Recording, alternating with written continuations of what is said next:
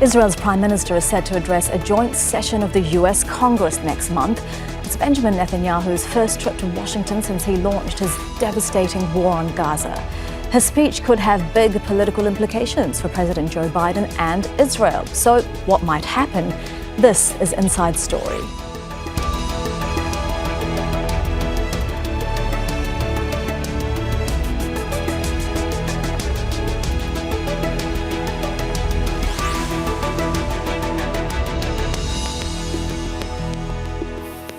Hello and welcome to the programme. I'm Elizabeth Puranam. Next month, Israel's Prime Minister Benjamin Netanyahu will address the US Congress. He'll make history as the only world leader to do so for a fourth time, underlining the extent of Israeli power and influence in US politics. For Joe Biden, it presents a tricky political challenge in the middle of a presidential campaign. For Netanyahu, it's a chance to turn the screws and show Israel's clout in Washington. America has been Israel's main arms supplier for its devastating war on Gaza. White House unease has developed as the war progresses and the election looms closer.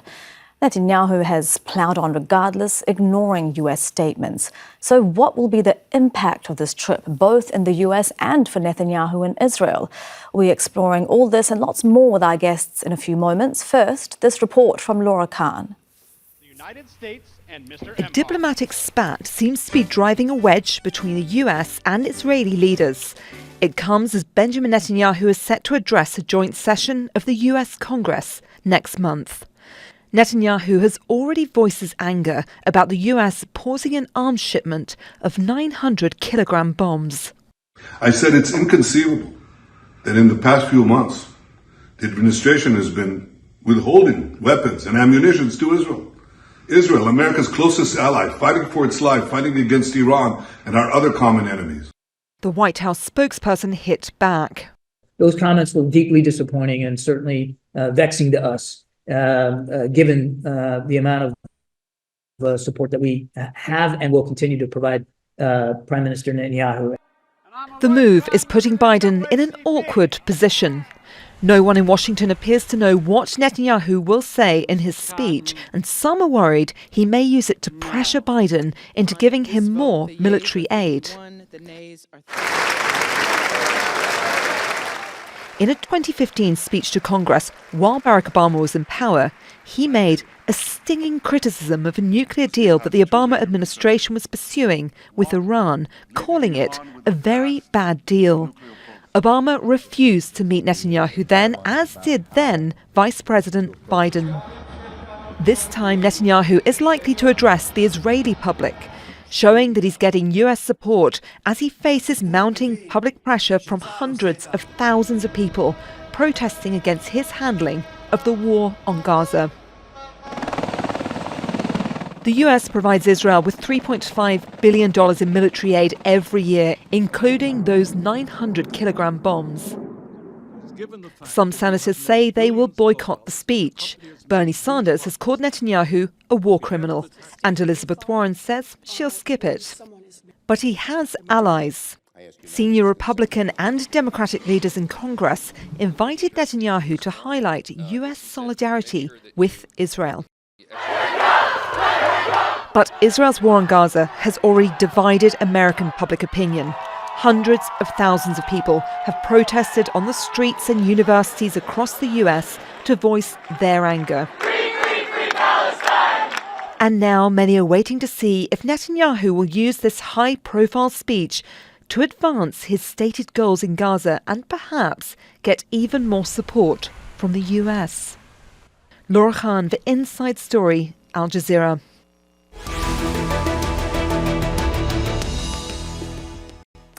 Well, let's bring in our guests who are all joining us from the United States. In Washington, D.C., Akbar Shahid Ahmed, Senior Diplomatic Correspondent at HuffPost.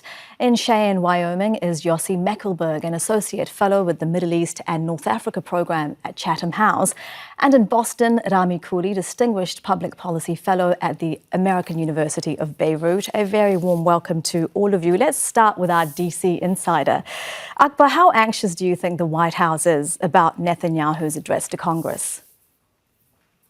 Thanks, Elizabeth. It's a really challenging time for the White House. I mean, we're now at a point where a presidential debate is looming between President Biden and his rival Donald Trump, and he has this to contend with just a few weeks afterwards. The problem here for the White House is really not even so much about the policy or even Gaza or even Netanyahu, it's about their own coalition. What we know about Democratic voters is that 75% of them now oppose Israel's actions in Gaza. We know Prime Minister Netanyahu is deeply controversial with them.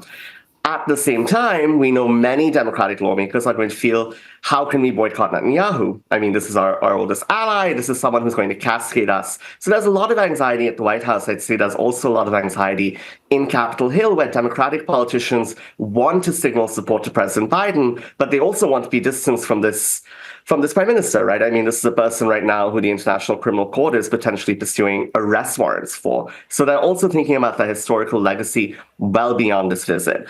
There's a real kind of drift, which kind of characterizes this whole moment for the Biden administration on Gaza and Israel-Palestine.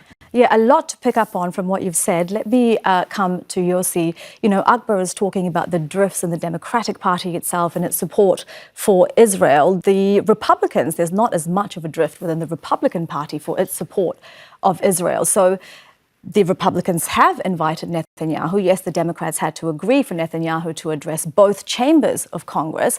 But what do you think that Netanyahu is trying to do with the rift within the Democrats and the support, the more unified support he has from the Republicans? What will he do with the dynamics in the US right now, Yossi? Thank you. I think it's what Netanyahu is doing is actually playing both political systems at the same time. In Israel, it consolidate the base in case that the war doesn't end in the way that he argued for the last nearly 9 months now of eliminating Hamas. Then he can, if he doesn't blame the opposition in Israel, if he doesn't blame the military or other security organization in Israel, now he can blame actually the Biden administration, say, no, if only got all the ammunition, the weapons from our best ally, closest ally, then we would have won the war. On the other hand, he enters actually, which I think is a very dangerous area of intervening, especially during election year, presidential election year in American politics. Not that he is a stranger in doing so, he's done it before, as mentioned before, in 2015, trying to derail the JCPOA agreement. So that's what he's trying to, and one argument might be that he's trying actually to help Donald Trump to win the election. And on the other hand, he's playing Congress by saying, look, it's all American politics' fault if we don't win the war. So in election year, you should support Israel. And Rami, how do you see this upcoming visit by Netanyahu, and what do you make of, everything you've heard so far? Do you think that Netanyahu would use this address to criticize President Biden? As we've heard, he has used, a speech to the US Congress to be critical of the US administration before, President Barack Obama's Iran nuclear deal, which Joe Biden, skipped. Netanyahu will do everything that he's always done as prime minister and that most other Israeli prime ministers have done before him for decades, which is to improve his political standing at home in Israel and promote the litany of Zionist Israeli propaganda themes that have successfully, for a century now, brought the United States as a very, very the closest supporter of Israel. And the closest support in the United States for Israel has always been the Congress. The presidents come and go, but the Congress has consistently been very, very pro-Israeli. And there's cracks starting to show in Congress. There's probably 80, 90, 100 members of Congress who will oppose Israeli wishes and maybe not attend Netanyahu's speech. So this is a totally unprecedented situation in which Netanyahu is going to use the totally precedented techniques of propaganda and political advantage. He's mainly looking at a domestic audience in Israel. In the United States, he's become very divisive, but more important than that, the Palestine issue has become a serious American domestic political force in an election year. Okay. And we've seen the ways. So this is a really, really unusual but very dynamic situation. Yeah, that's a really interesting point you make, Rami, that you're predicting that Netanyahu will use precedented methods in what is an unprecedented time. Akbar, we have a US Congress that, has... Can you help our international audience understand why the US Congress has, for so many decades, overwhelmingly supported Israel, and how is it increasingly out of step with what the US public wants, especially in an election year? Absolutely. I think there's a historic bipartisan push to support Israel, right? And to say the US-Israel relationship is a bedrock of our foreign policy. That's something created by political pressures in elections. The donors are a factor. Lawmakers come out and say this, right? AIPAC, which is a big pro-Israel lobby group here in the US. But other factors, there's specific billionaire donors who could be relevant to many members of Congress. And increasingly what we've seen in recent years is actually lawmakers who don't toe that line, who come out and say, we are questioning Israel's policy, have seen millions of dollars pumped in to try to defeat them. So this is an election issue. It's also personally, philosophically important to many legislators, and important to remember, Congress holds the purse strings, right? So you don't get that $3.5 billion to Israel every year that we were talking about earlier without Congress approving it, without Congress pushing for arms sales.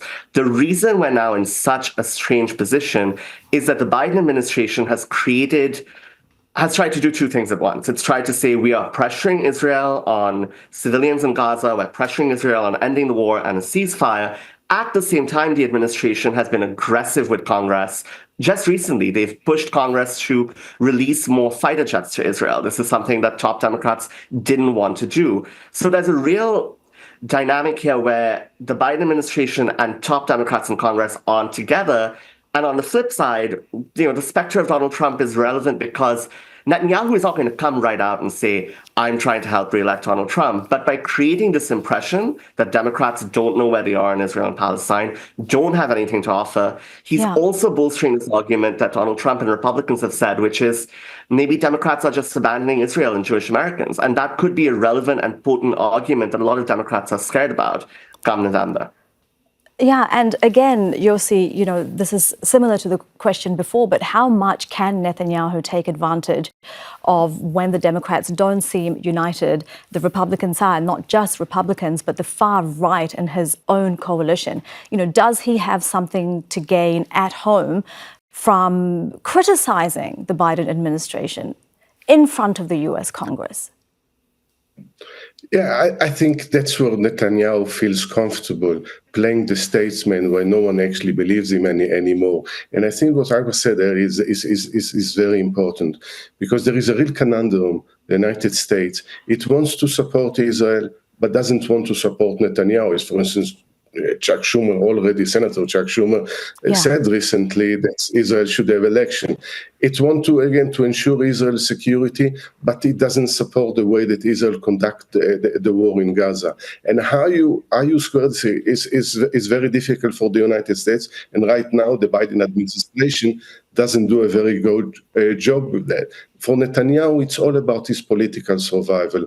I think it's worth reminding that he's facing corruption trial in Israel, and one of the reasons that he tried to hold to power so desperately and form a far-right government is because of this corruption trial. So he tried to play, he's based in Israel, and then go play the statesman, and it's always very popular in Israel if you are seen as standing up to everyone, enemies and friends alike, and he think he will gain some points there, but at the same time, what is the game that he's playing? And I think that's where the danger is, that he might alienate altogether the closest ally that Israel needs so desperately in times of crisis. Okay, you brought up the really interesting point about the Senate Majority Leader Chuck Schumer.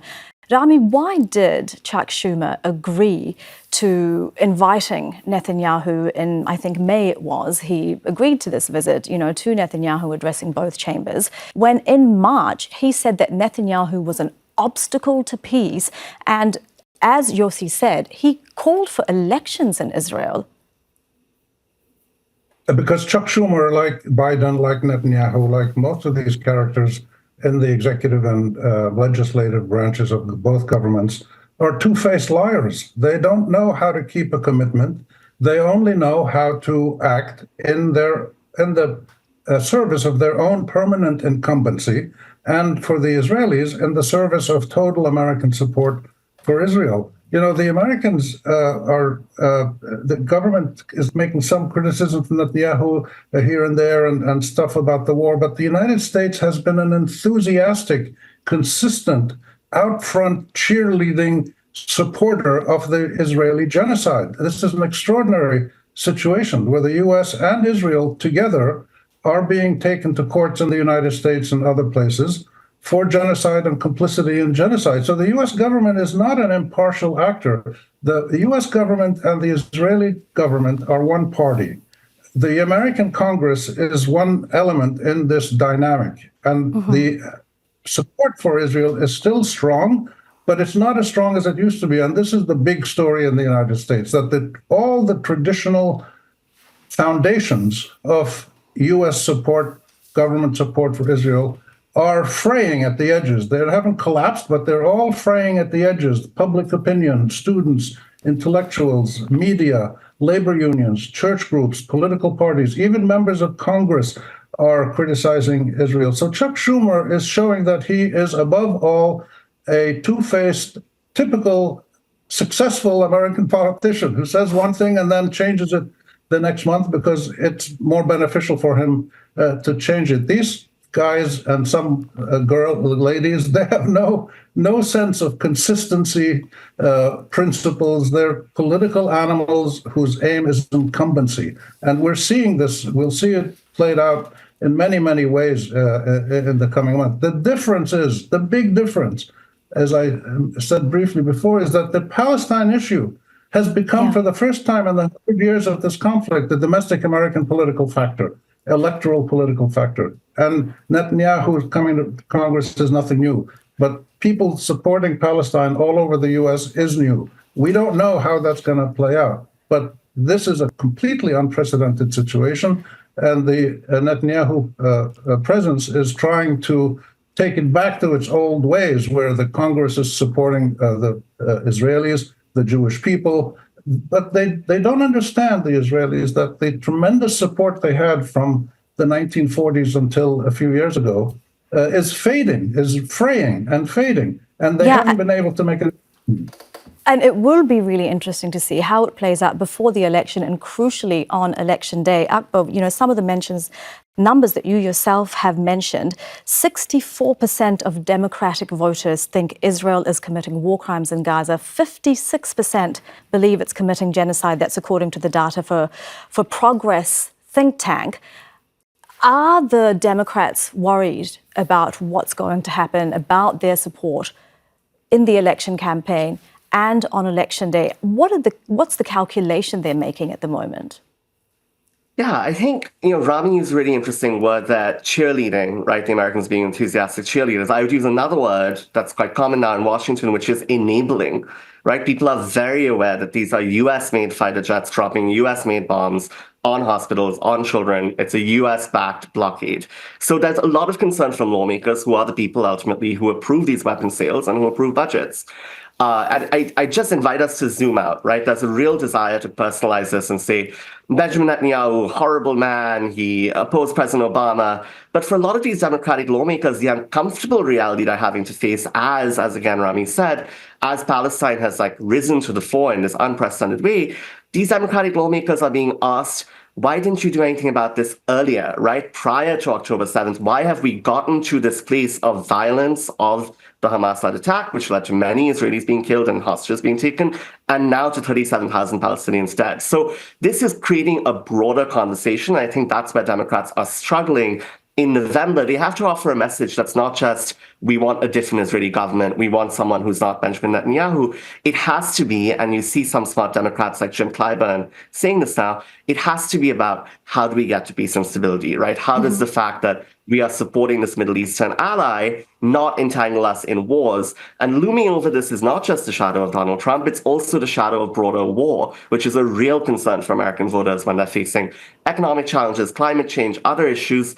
People do not want to be thinking about the risk of a Lebanon war, which is very real and extends beyond Netanyahu to a lot of the Israeli political and military establishment. That's something Congress is thinking about as well. So I think you're going to need these bigger picture answers to occupation, to accountability for Israeli actions in Gaza, and to broader, long-term, sustainable stability, and not just how do we vote Netanyahu out. And right? certainly that's what the Democrats are saying that they want, but their actions don't seem to match what they're saying.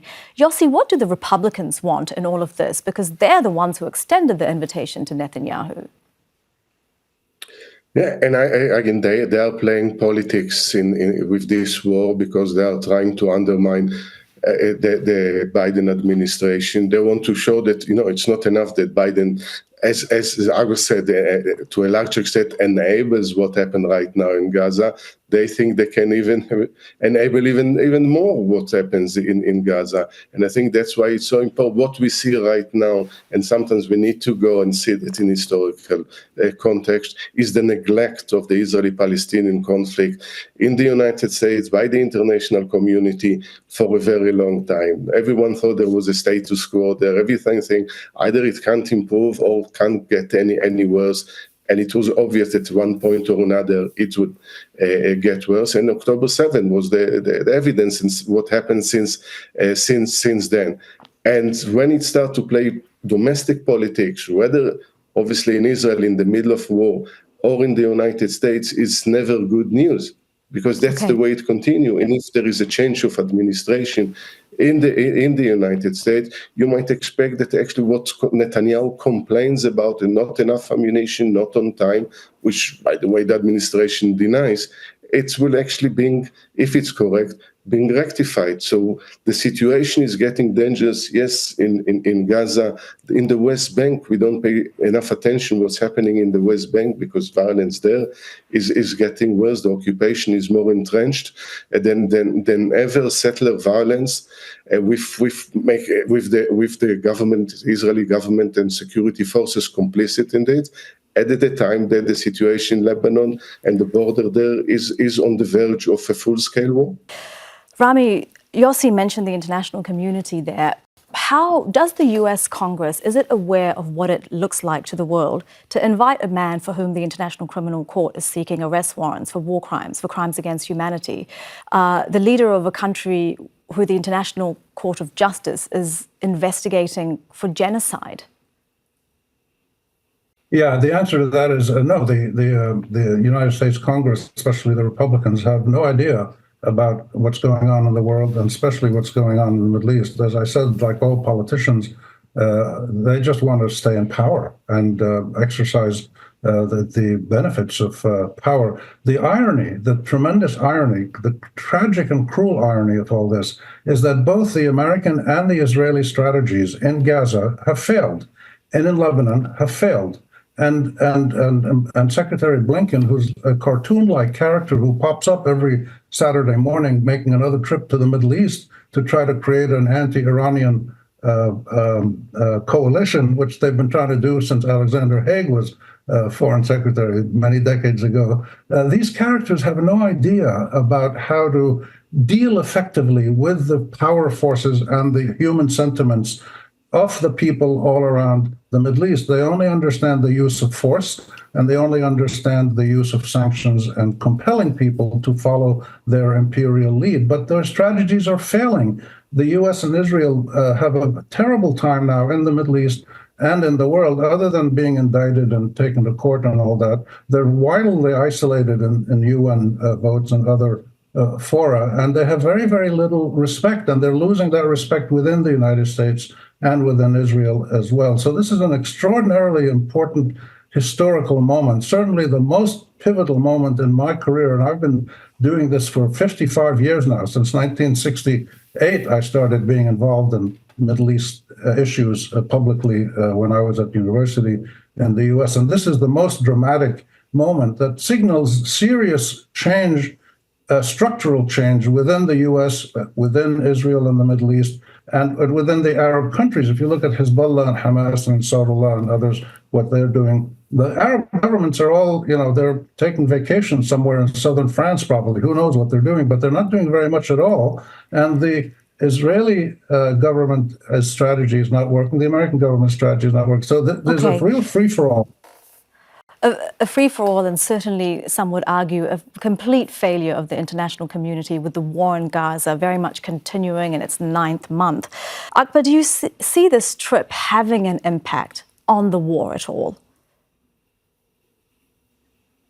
I think there's a real hope from the Biden administration that they can have this impact, but it boils down to a question of U.S. leverage, right, to shape Israeli decision-making. And what we've seen consistently from the administration is really more rhetoric and theater rather than any kind of real pressure on Benjamin Netanyahu. And the speech, in so many ways, is the culmination of that, right? The Israeli leadership feels not just entitled to unchecked American support, unaccountable American support consistently. It feels we can come to your capital and lecture you. And that's the moment we're in right now.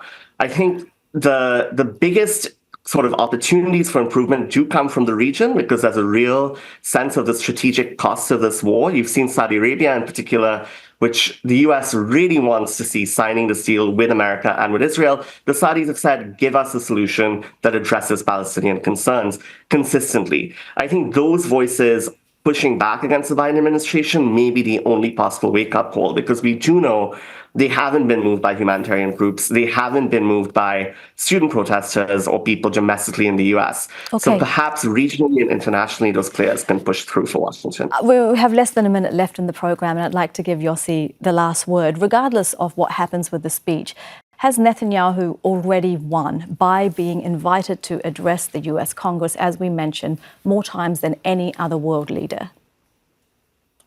I think so, and that's what probably this is regrettable that he received this invitation.